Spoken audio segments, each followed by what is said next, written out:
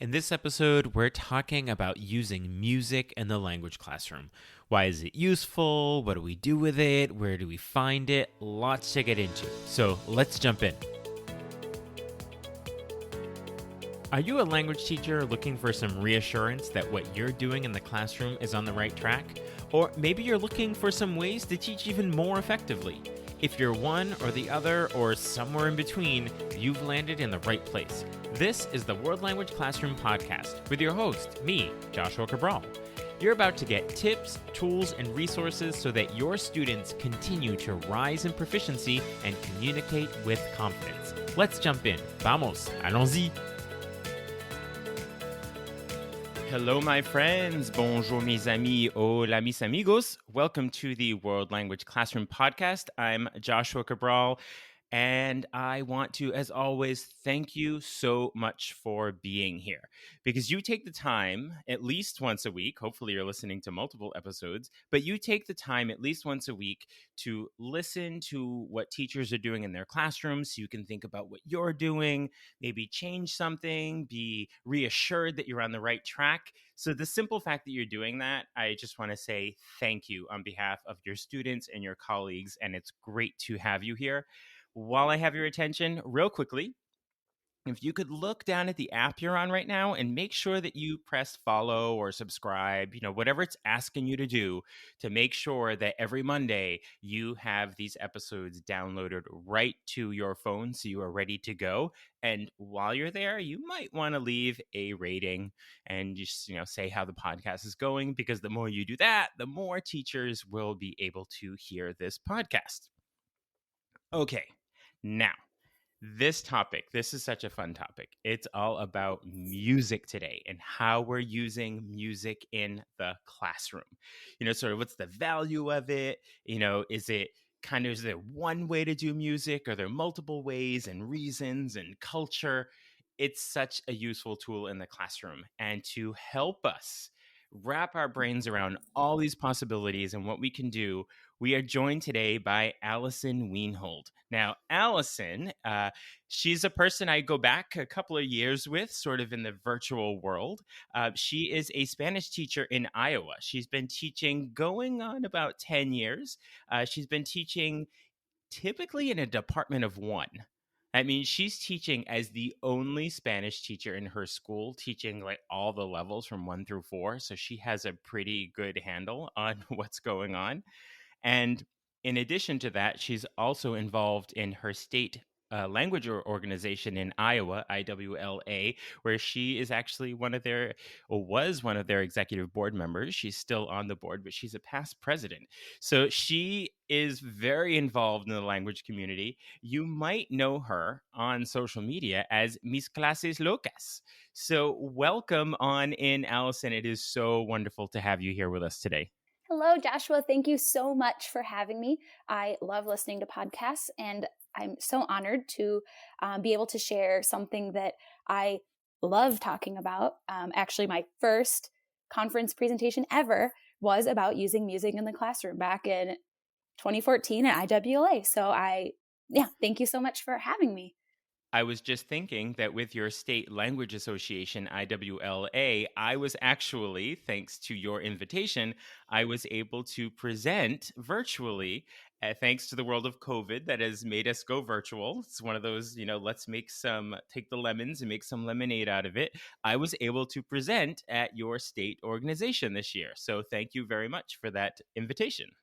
And thank you for presenting. I am so grateful to everyone who was able to present, and the ability just to connect with each other and all help support each other during this different time of teaching. So I would appreciate it if you could just fill in a couple of the details about the Allison Wienhold adventure in teaching. How did you come to teaching, and what drew you to Spanish in particular? Honestly, teaching just I wasn't somebody who grew up, I'm going to be a teacher. It just kind of happened. I knew I wanted to do Spanish when I went into college after starting in middle school, took Spanish. I had done some traveling actually with a program called Camp Adventure and realized I really had a love of languages and I wanted to teach languages. And started teaching in Iowa. And I've always been my own department, which I know is different. And so my experience has been unique in that aspect, that I've been able to try whatever I want as the only person, and also to adapt that through all levels. So to be able to use similar activities across all levels, and to be able to make it easier for those teachers who do have many, many preps.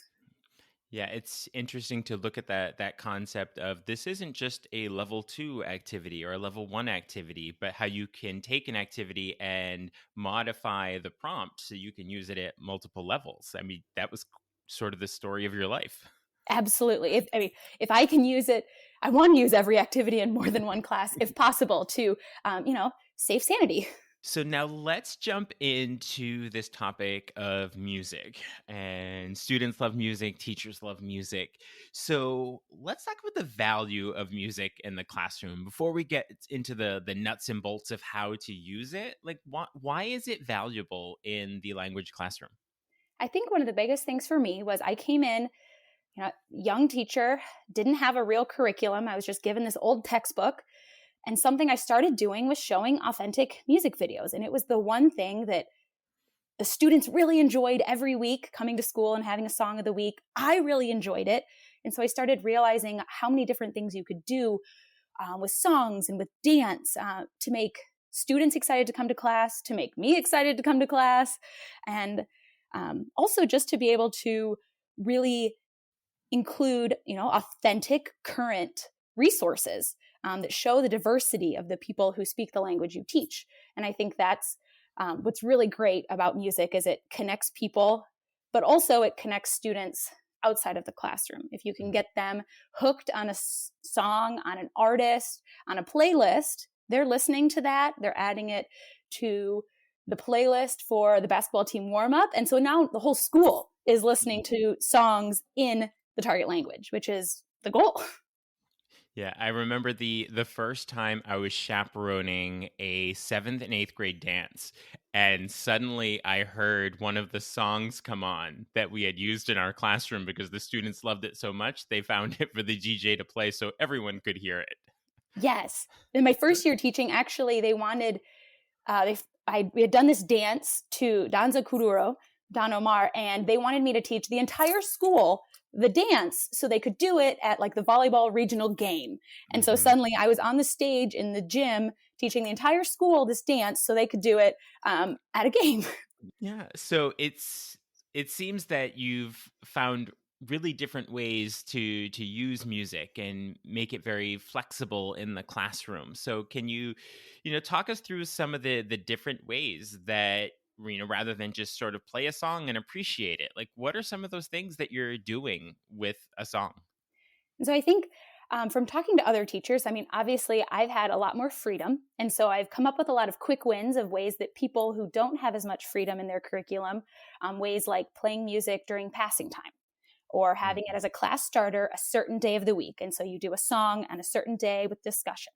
Or that, especially if you have longer classes, that you have it scheduled in as a brain break, whether it's a song you're listening to or a song you're all dancing to. Or also it could be a reward at the end of class or on those special short days as well. But then moving on further, the fact I had mentioned before that you could use one song across levels. So the fact when I do those class starters, I always used the same song in every single class. And so that was the song of the school. So that was nice too, that the kids, we would do different activities or discussion, but kids in Spanish 1 could talk to kids in Spanish 4 about similar music. They could still discuss with each other. Going even deeper, I mean, you can do entire full units based on songs. Kara Jacobs, her blog taught me, she has all these great ready-made units where you can do entire, the song is your curriculum for a week or two, where you're doing things not just with the lyrics, but with the story of the video, with deeper cultural connections. And there's so many things that you can do depending if you have a little bit of time or if you have a lot of time to be able to devote to your music. Mhm. So, a couple of the things you mentioned, using it as a class starter. So, if I'm a student walking into your class and you're using a song as a starter to the class, what am I doing as a student in that situation? And so that can depend on what you want as a teacher, what you need. For some people, it's just that that's the music coming in, and that's while they're getting their things out for the day. There's the posted things they're supposed to be doing, and maybe they are just enjoying the song. Or Mm-hmm. maybe they have a couple tasks with the song. And usually as they're coming in, the song plays once, but then once the bell rings and everyone's together, play it again with maybe a task that you're doing with the song. They're listening for a certain thing. They are going to be discussing something about it. But it just depends on what the goals are. And sometimes those songs can be a part of not just a starter, but I've had a lot of success using music brackets where students Mm-hmm. are listening to two different songs and voting who moves on, or maybe listening to each day of Hispanic Heritage Month, listening to a song from a different Spanish speaking country so that they're getting intentional representation of the diverse peoples who speak that language. Or it could be for lots of other, especially for intentional representation, it could be for Women's History Month and you're just Mm-hmm. focusing on women. It could be you're just wanting to highlight Afro-Latinx, you're just wanting to highlight Indigenous voices. But I think that's a really great way to really be intentional about including diverse voices into your classroom. Mm-hmm. And you talked a little bit about using it sometimes as an entire unit.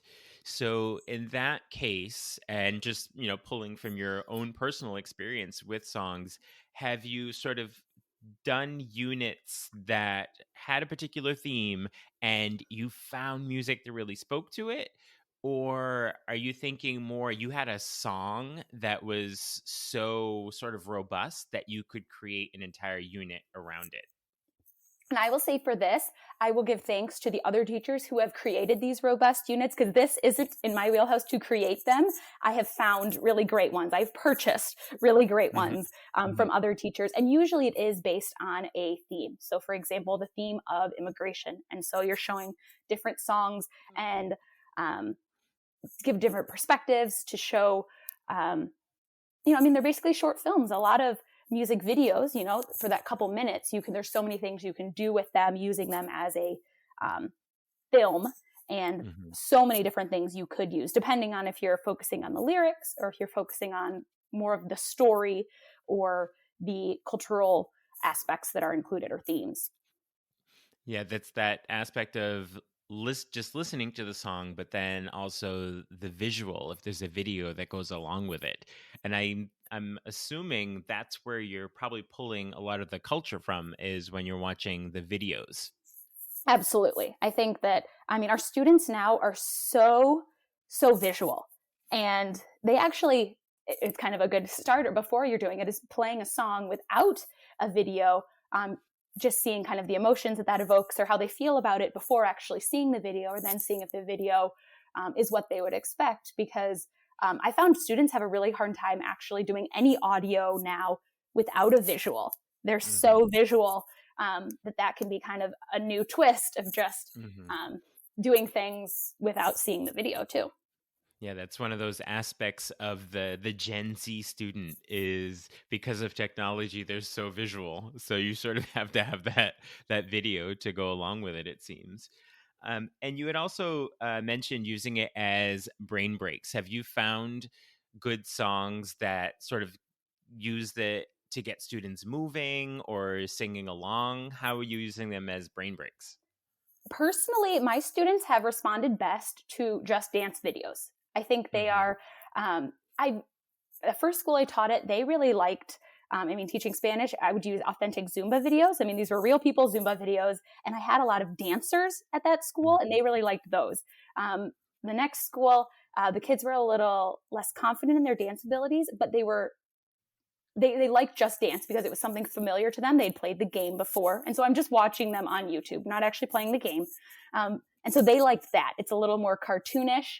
You're just following along. And they have like the little things in the corner too that shows you the next move. And so I have a huge playlist. I actually have playlists in Spanish, French, English on my YouTube of just dance videos that you can pull up, preview to see if your group. These are ones I've used personally in high school. I know, everyone has a different comfort level, a different Mm-hmm. culture. So, as always, preview music videos and things before you show in class, because just because it works for me, it doesn't mean it might work for your school culture. I have done March music brackets back to, 2014, doing lots of different brackets. And I've also done them, turning them into the fall. Because my students liked doing the spring one so much, we started doing a fall bracket with one song from each Spanish-speaking country, and then the spring bracket as well with the 16 songs. And depending on the year, I've done different themes. For example, one year, because it's March, I did all songs. I noticed too that in the Spanish songs, they were really highlighting men. There's a lot, you look at the awards, it's all these male singers. And I was like, where are all the girls? And so we did just female songs. And where are you finding the music? Do you just love music, so you're listening all over the place? And I guess I'm sort of asking for, teachers that are listening who might not know exactly where to go and find, what the young kids are listening to these days. So where can you point us to? Okay, well, I'm not the young kids, because I use YouTube, which the young kids are like, "Ew, who uses YouTube to find music? We need Spotify." And I think I'm the only person in the world who doesn't use Spotify. I still use YouTube. I like my playlists. I like that I can project them. I don't know. It all works for me as a teacher, that I can have the playlist, I can show the video. And so I think that's where it starts. Is I have all these ready-made playlists. So if anybody wants to start, look at what other teachers have kind of put together. And then you just go by the suggestions. They listen to you. They know what I like. And so they're like, ooh, your favorite artist put out a new song. Ooh, I better listen to that. That's at the top. But also taking suggestions, following other teachers on social media, other teacher groups. People are always posting about, ooh, check out this new song. You can always look at award lists. You can look up Billboard for the country, like a certain country. Or so, for example, you can look up Billboard Latino. Spoiler alert, a lot of those aren't appropriate for school, but screen. You can also look up radio stations around the world. I think the biggest thing is just kind of seeking it out. And once you start, you realize what you like. Then I think it's important to take a critical eye and see, are you representing all of the voices? And I realized that at first, the students liked the pop. They liked a certain style of music. And so that's what we were listening to a lot. And I reflected on that wasn't actually reflecting, the music. I wasn't showing the traditional music. I wasn't showing different things. And so I think just also being intentional about making sure that it's not just the music that the students want to listen to, but you want to include music to help them grow, music to help them appreciate different cultures, including older artists. Include the favorite songs from when you studied abroad, the favorite songs from you growing up in a different country. You want to include the classics too, so they can see the originals. Let's take one song. So if you can kind of visualize one particular song you've used with a class that has been very useful, and let's sort of not necessarily a whole unit, but maybe it was one class you spent on a song. And can you talk us through what that class looks like? If I want to start using a song in my class tomorrow, how do I start with it? What's involved with listening? How do I follow up with it? Sure. And so there's so many different things you can do with a song. And I think one of the biggest things to do is to mix it up.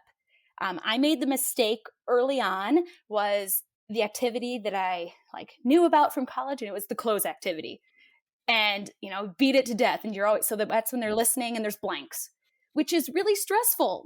You're not enjoying the music. You're just listening for a certain word. And maybe if you're lucky, you get a word bank and you're just guessing, but you're not enjoying it. And so I would say, there's a place for everything, but just mix it up. And so that would be kind of a little, just some advice. I think one of the biggest things too is I have tons of ideas of things you could do with a song, but once again, you don't want to do too much. You don't want them to be sick of it before they even listen to it. There's so many different things you could do. So it's just picking what works for you, but also mixing it up each time. And this can also mean mixing it up for your different levels too, depending on the level of students and how much language they have to work with. So for example, just before listening to any song, there's lots of things you could do. For example, we had talked about how you could just listen to the audio. and maybe predict the video or draw what they think it's going to be about, or draw something. Drawing is a really powerful thing. While you're listening to music, it's it could be calm, it could be relaxing. You're just drawing what you feel, what you see, what you think could be portrayed in the song. There's other, or kind of on the opposite side, you could watch the video without sound, and students could predict the lyrics or predict what is this song actually going to be about. Yeah, there's lots of different ways to kind of you can do that. Or things where you can do it as a reading activity. So students are reading the lyrics, or maybe for novice students, they're just reading the chorus, just a little, or even just a little chunk of material that you think is comprehensible to them, that you think they're going to be able to get, that this is kind of the core of what you're talking about. Or also, you could introduce the target key vocabulary that they're going to need to be successful in this song as well. If you're wanting them to actually understand the words, because sometimes it's okay to just listen to music for fun. It doesn't have to be that they're translating and knowing every word of the song. But if the goal is that you're doing something with that, you might need to introduce it, that, there's some slang or some target vocabulary that you're going to want to do before. So those are all activities that you could do before. Not all of them at once, but pick and choose.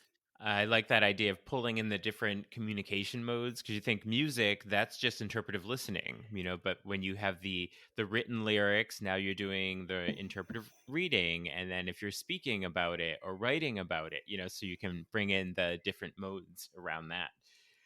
So I would love to know where you continue to get inspired about using music in your classroom, or inspired in general about your teaching.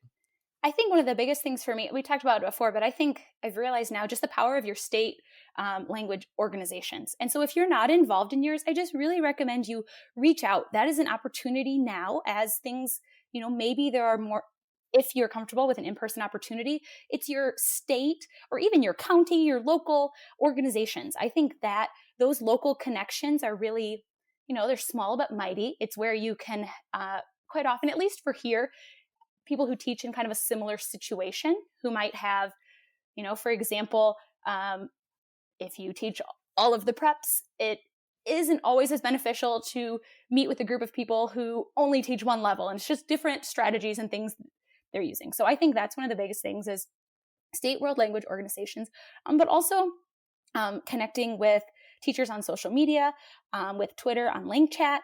That was my original kind of professional development online. That was, way before I had Instagram and all the other things. It was Twitter. Joshua knows that was the original way that everybody was connecting and sharing resources and things. We're still connecting on Twitter. Yes. Yes, I love the shout outs to the state language organizations. I often hear it when I'm having these conversations with teachers. When I ask about their inspiration, I'll hear about the different state language associations because so much great work goes on there. So thank you for mentioning your specific state there. So now this is the point in our conversation where I'd like to pull the teacher curtain back a little bit and get to know Allison a little better. And we're going to play this little game I call This or That. I'll give you two choices and you choose one. And if you want to say why, that's great. Don't feel like you need to. It's just fun to get a little insight into you. You up for it? I'm game. Let's go. Okay. So since we're talking about music and songs, I'll start with one that is involved with music. So a song comes on, you're fairly familiar with it, you're not exactly sure about it. Are you likely going to know the lyrics, or can you fake it? I'm a faker. All the way faker. Fake it till you make it. I love that. I'm the worst with lyrics. Sometimes I'll sing the lyrics wrong for 20 years, and then I'll say them in front of someone, and they'll be like, really? That's not the word at all. Absolutely. And then I do, until I do karaoke and I can see the words in front of me, and oh, those are the words. Have you ever used karaoke with students? I have used karaoke. Yeah. Do they enjoy that? It depends. It's only, I would have to be a choice. Not only, this is not something I would ever force anyone to do, but on those like fun short days or in a choice advisory type of situation, it could work with certain kids. Okay, another this or that. So when it comes to reading, right now, if you're in the midst of reading something or the last thing you read, was it fiction or nonfiction? Oh, I read both. I'm actually a big reader. I've read over 50 Mm-hmm. books this year, and I'm Mm-hmm. currently reading historical fiction. Oh, But I do like nonfiction okay. as well. I mix it up. I would say more fiction Right. than nonfiction, though. Usually Mm-hmm. nonfiction audiobooks and Mm-hmm. fiction paperback books. Oh. Is there a particular time period of historical fiction that you enjoy? I love it all. Oh, Yeah, okay. all of it. Okay, and this or that. It's vacation time. Are you going to actually take a vacation or are you going to do a staycation? Now, not COVID. Actual Hmm. vacation at a beach with a book in hand in the sun by some water. That would be my Okay. ideal vacation. Okay, so you're on the beach with some historical fiction Yep, and maybe you're listening to a song and if you don't know the lyrics, you're just going to fake it. absolutely. I have this total image of you right Hmm. now from those questions. That was awesome. So, with all these ideas about using music, probably some blog posts and things that you have about music, and teachers would love to connect with you to see, your playlists and other teachers that you're following. So, what's the best way that teachers can connect with you? I am at Mis Clases Locas on pretty much all social media, as well as my website, misclaseslocas.com. And there you can find links to my YouTube playlist, to already made music resources. If you already want slideshows that are ready to go for you, I have lots of resources I'll put together for you there. So I really appreciate your time today and inspiring us to use music in our classrooms and to look at it in some different ways. And before we say our goodbyes, could you maybe leave us with one good piece of advice about using music in our classrooms? I would say, as with everything, just do what works best for you and what makes you happy in the classroom. It doesn't have to be, don't try and be somebody else. If it doesn't work for you, do what works for you and what makes you and your students and your classroom experience successful. Thank you so very much for spending this time with us today. Thank you so much for having me. What did you take away from that conversation with Allison Wienhold? There are certainly many different ways to use music, and I personally always appreciate the reminder to keep culturally appropriate representation in mind. Be sure to check out the show notes to connect with Allison. You'll also see a link to sign up for Talking Points, my weekly newsletter with tips and resources for language teaching. Talk to you soon. Bye for now.